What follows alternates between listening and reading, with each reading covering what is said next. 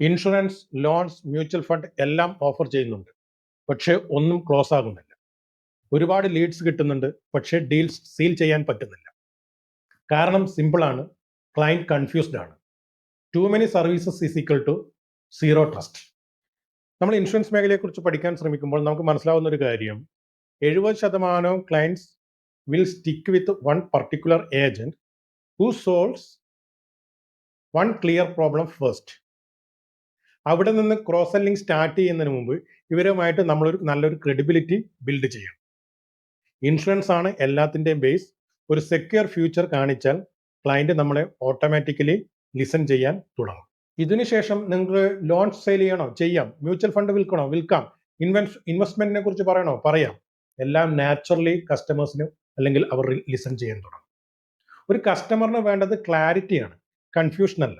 അവർക്ക് വേണ്ടത് സൊല്യൂഷനാണ്, അല്ലാതെ സെയിൽസ് പിച്ചുകളല്ല. നിങ്ങൾ മനസ്സിലാക്കേണ്ട ഒരു കാര്യം, one focus is equal to many deals, one brand is equal to many or multiple income.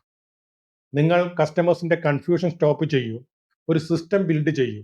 ഇങ്ങനെയാണ് ഒരു സ്മാർട്ടായിട്ടുള്ള ഇൻഷുറൻസ് ഏജന്റ് ഗ്രോ ചെയ്യേണ്ടത്.